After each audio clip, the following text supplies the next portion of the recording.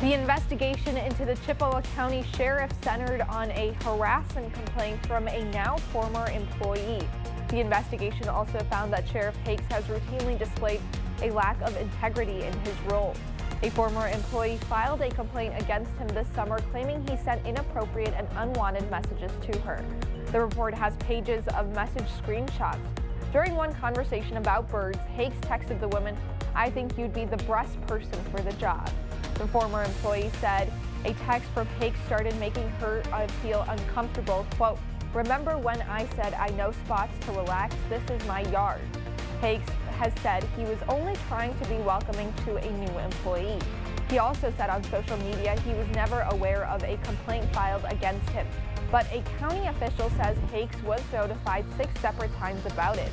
The report also details claims from other department members and county officials that the sheriff is, quote, in over his head, and that the chief deputy is the one really running the sheriff's office. The report also found instances of Hakes conducting his private real estate and gun businesses during his sheriff hours. The suspect behind an Eau Claire bank robbery is now in custody. 25-year-old Maxwell Lubick has been taken into custody by the Wisconsin State Patrol. On Tuesday, police released photos of the armed robber at a Wisconsin credit union. Police say Lubick entered the credit union with a handgun and demanded money from employees. Police released the warrant for Lubick's arrest a little after 11 yesterday morning.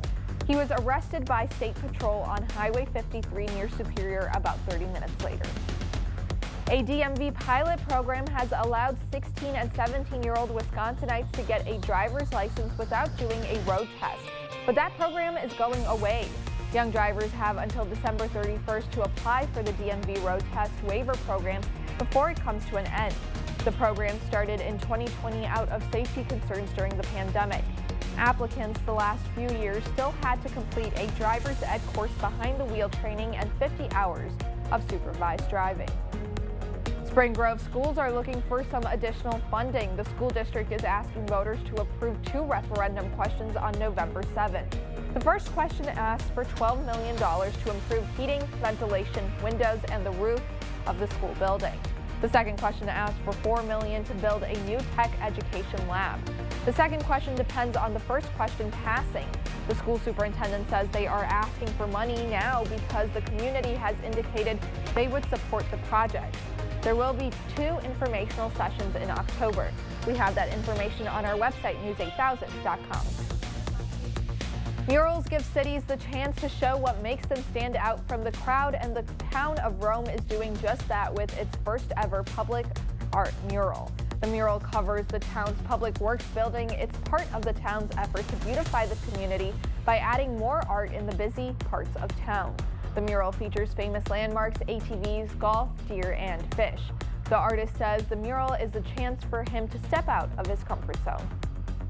I do a lot of really vibrant work and a lot of whimsical kind of flowy space things. So it's kind of nice to be able to do a full nature scene that's basically about the town of Rome and a lot of things that they hold dear.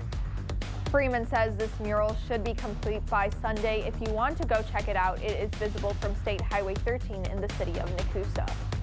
A reminder that this is the 4th day of Lacrosse's Week Without Driving Challenge.